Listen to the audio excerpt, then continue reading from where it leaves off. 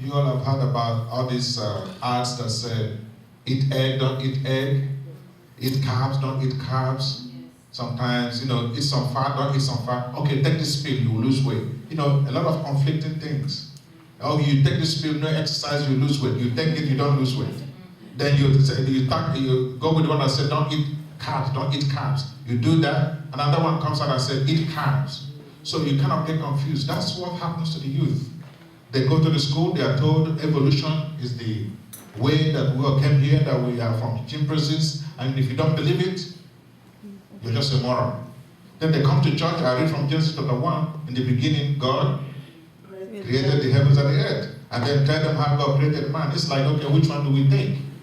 Now, we're not going to go into details, just to help you not get intimidated, to know that you can find the truth and you can still be a Christian, believing in the Bible and still do science. Amen? So that's what we're going to look at right now. And I'm going to, okay, look at this. Did you see that?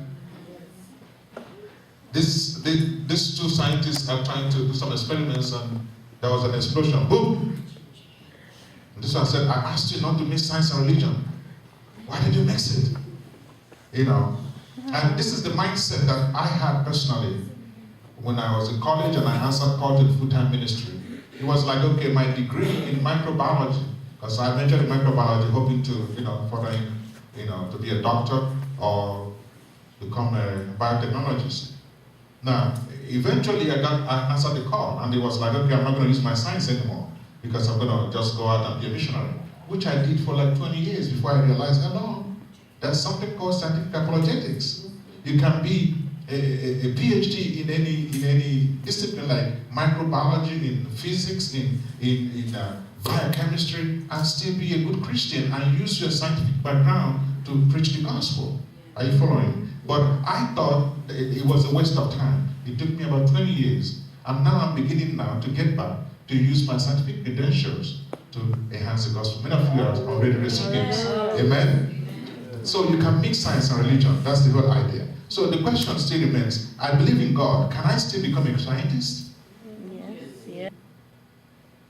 The science professor will say, do you have any questions? But they will say that the church will say, oh, no questions. God did it. God, In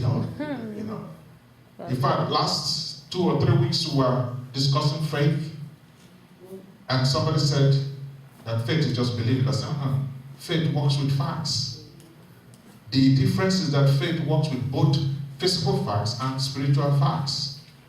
Because the Bible said that faith is substance of things hoped for, evidence of things not seen. That's an evidence, but it's evidence of the spiritual reality. Amen? So faith supersedes the empirical methods of science. But faith does not preclude science or facts. Amen? All right, so let's knock that out and hear the most influential scientist of the 20th century, Albert Einstein. Look at what he said. He said, science without religion is lame, and religion without science is what? Blind. There are many notable scientists who believe in God, and many of us don't even realize it. So I'm going to show you many notable scientists. One is James Clerk Maxwell. Maxwell was the one that discovered how to, unify the electromagnetic force and the magnetic waves and all that. He was a notable scientist, and he opposed evolution, for example. He opposed evolution. He said he wasn't a scientific, but he was also the most influential scientist in the 19th century. Now, somebody like Stephen Hawking, many of you don't know these names, but these are the names that are really opposing the gospel. He's a scientist. In fact, the most famous scientist today is Stephen Hawking. He said Maxwell is the physicist of the physicists. That Maxwell, that was a Christian and also a physicist, and an atheist is calling him the physicist of the physicists. So that shows you his credential, and he was a scientist. Now, Einstein himself said, when he was asked if he had stood on the shoulders of Newton, Newton, of course, was a Christian also, he replied, no, I stand on Maxwell's shoulders. So that will show you that a Christian could be a scientist and also a Christian. In fact, Maxwell strongly opposed Darwin's theory and stated that the speculations involved in evolutionary thinking contradict scientific evidence. But you don't hear that today. You don't hear that today. But that was what, and that's the truth, and that's what he said at that time. Amen? Amen. All right. Let's find out if there are other scientists who believe in God. Yes. Many other scientists believe in God. You see, many notable scientists believe in God. Isaac Newton. How many of you know Isaac Newton? Yes.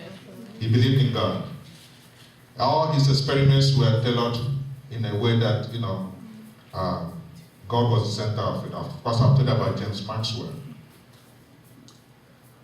Max Planck. Some of these names you meet them when you are studying science. Michael Faraday. These are all notable scientists who discovered things in the centuries, 19th and 20th centuries. William Dembski is a mathematician today. He has 2 PhDs. He's the main frontline propagator of intelligent design, which is an alternative to evolutionary theory.